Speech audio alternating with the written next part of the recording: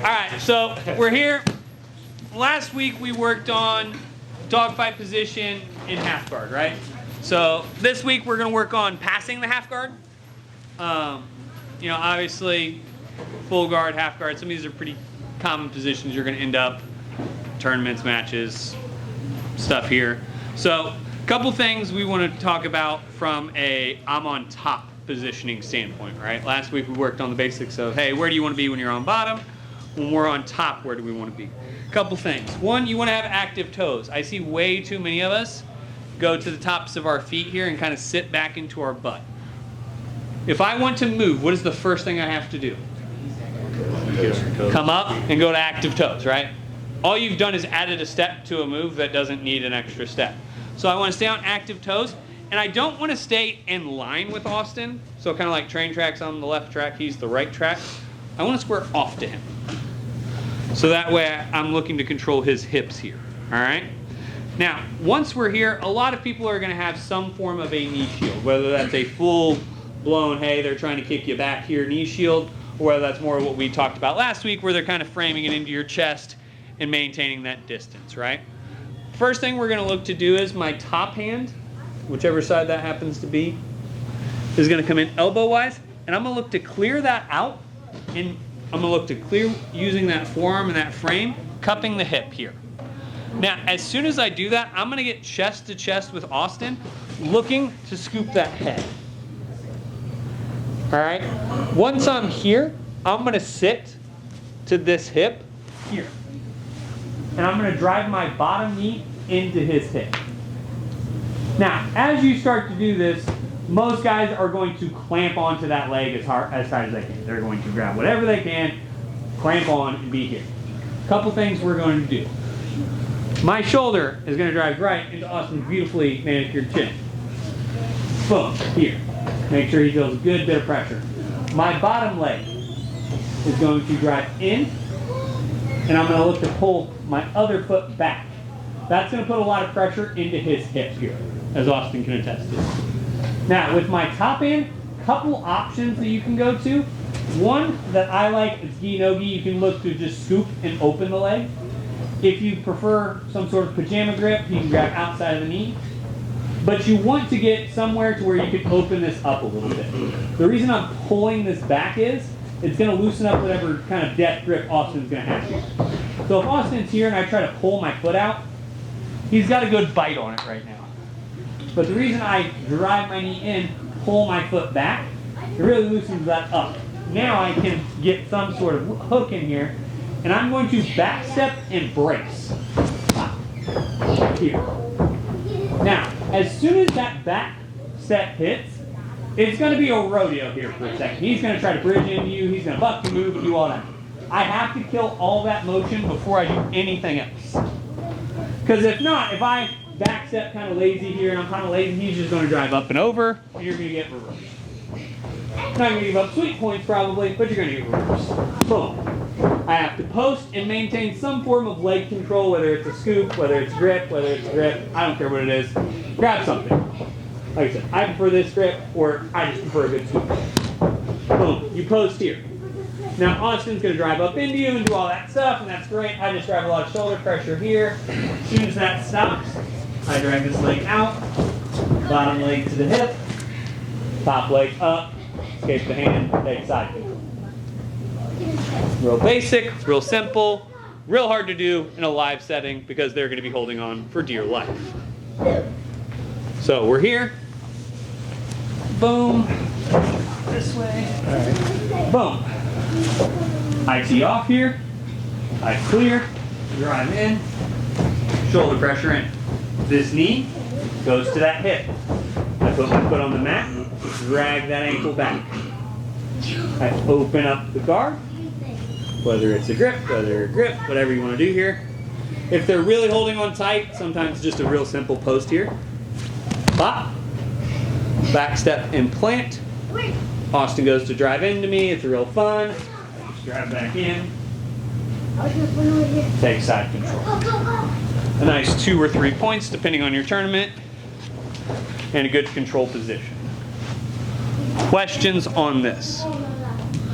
It is a very simple pass. It is not a very easy pass. So, after you pull in to break it loose, you switch to the inside of the grip for a push out. Yeah. You're not trying to keep. As far as when I'm here? Yeah, you don't maintain that outside knee grip. Right? No, when I'm here, once I get this post, I give No, I the. just mean when he's actually locked over, Oh. trying to maintain that quarter, you reach up on the outside of the knee and pull up. Yeah, whether you like this grip. But you switch immediately and go to your inside after you pull, right? Yeah, either Okay. whichever All right. grip you Just prefer. making sure. Yeah, because you can hold this grip here. It's just not my preferred grip. I'm generally going to look to scoop because that works gi and no gi. If you are going to set a grip, I prefer this inside knee.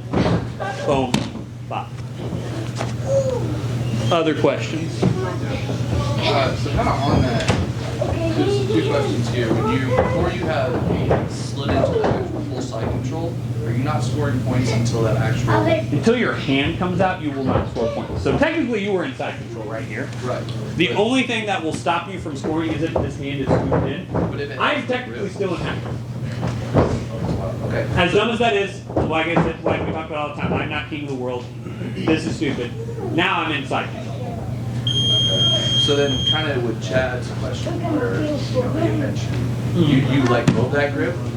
If you hold on to that grip, technically you're not scoring points. But wouldn't that be great for mount once he chills out? Yeah, it can be, because you can go overstep down here. Depending, a good rep, if you're on, the way the rule is written at most tournaments is your hand has to be trapped between his legs. So what that's generally referring to is this. Like Austin's legs are really wrapped around. Now, if I have a grip here, most good tournaments and most good reps will give you your pass.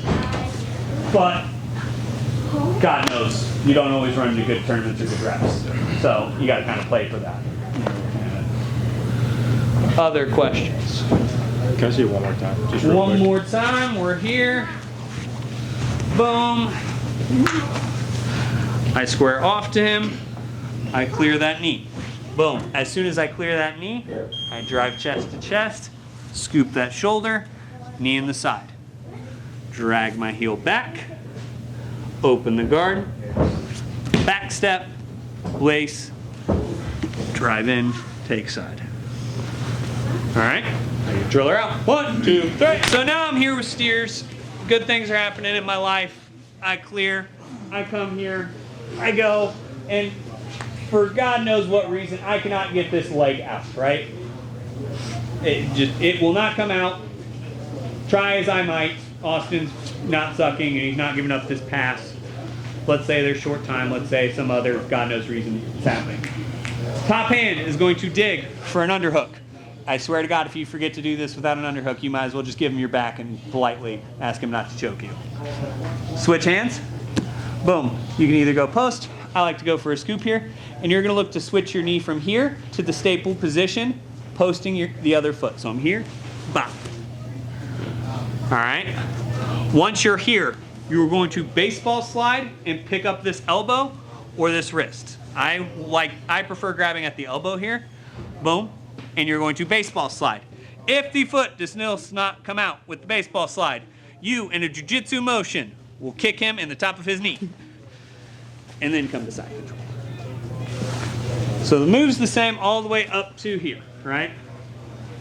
So we get to here.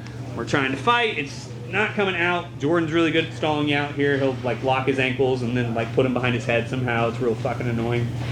But we're here. Scoop. Boom, and you get to this post. All right, once you're here, I like to put a little head pressure in still, here, and I will just rip and scoot that out. A little bit of violence goes a long way here. If it's not coming out still, Austin really clamps down on your foot. You can use that outside foot to help clear it out. So we've been working this Yeah. for a little bit now. Everybody's doing this right now. And so I'm having trouble just clearing the knee shield. I mean, it's like, oh, we're going to take the elbow. That's cute. But Yeah. can you Violence. can you show me like some Yeah. details on that so I can actually... So one make thing it that a work? lot of you do wrong in the knee shield clear is you're on a line with them. So if I go to clear a knee shield here, one, Austin's very strong at this angle, right? So jiu-jitsu is all angles and body leverage and mechanics and all that, right? So at this angle, Austin's fairly strong. And Austin's not a strong kid, right? That's not what I would say Austin's strong suit is. Very technically sound, very ugly, but not very physically strong. When you square off here, now I have a lot more leverage to be able to clear that Cut out. that corner deeper. That's when I cut that. That's why I'm telling you guys to cut this corner to where you're facing his hips, because then I have much better leverage than if I am back here, which is where a lot of you try to pass from. About half you try to pass from right here. Which is fine if you're going to weave, pass, and sprawl, but if you're trying to clear a knee shield here, it has to be at this angle. And it has to be with a little bit of oomph and a little bit of fuck you at So times. even when I weave, when I drop weave, I need to cut that corner Yeah, again. because now we're here, and you can come back. I come back, and I've got to cut corner. Yeah. And then go back in. Yes. All right. Does that make sense? I've been getting stuck on that a bunch. It's Yeah, so frustrating. a lot of you guys are playing half guard from here. You're accepting that he went to this position. You're like, okay, that's cool. We've accepted what's going on here. I have to accept shit. As soon as he goes to half guard, I'm going to change the angle of this and start to really crowd his hips. Because now if Austin goes to do anything, it's real tough. Boom. I'm trying to fight, it doesn't work. Boom, post out. When you're here, I don't need this leg way far back, way far out, nothing like that. I want it just out, kind of his shoulder height, about 45 degrees. All right, boom, you're here. Like I said, I'm picking this shoulder up and sliding as hard as I can. 9 times out of 10, it'll come out. If it doesn't, you can clear it out with your foot. Look, when you do that pose, do you have to posture up? Is there ever an issue where they're trying to really compress your posture up? So, just make sure. I'm here. Boom. I'm coming up here. And is he going to try to... Yeah, and he's got like that. If he tries to really ape hang on me and try to really, really hold on here and try to do that, there's other less civilized options that are available to you. It's actually one of my favorite leg entries. But that's more of a no-gi thing. But even then, if he's trying to, like if I get here, boom, boom. Like if I get here and he's really trying to like hold on to me and try to really hold down, I will politely but firmly let him know that I'm going to be passing.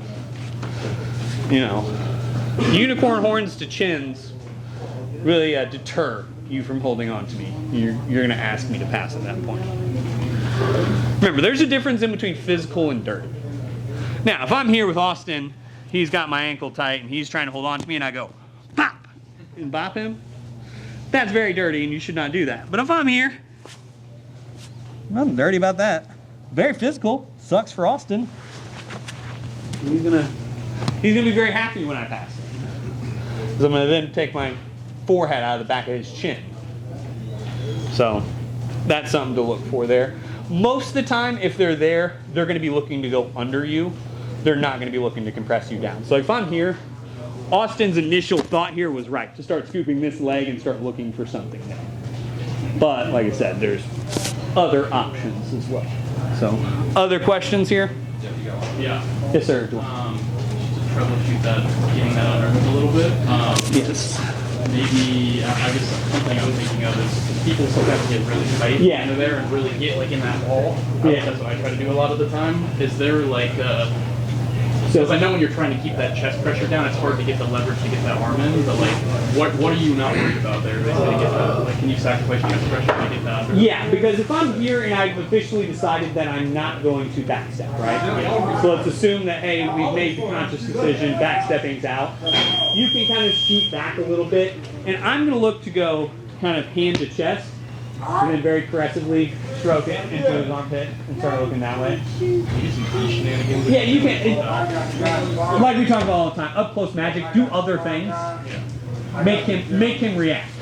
One of my favorite things to do to people just to get you to react, and you all know this, I just put my fist in his throat. Now, like, sometimes just a violent fist to throat, I'll start compressing something, I'll start untying your belt. Just anything to make you think about other things than, hey, I don't want to give you the underhook. A little bit of magic, a little bit of misdirection can go a long way at that point. Other questions? I just want to see the details one more time. Yep. I feel like watch it through. Boom, we're here.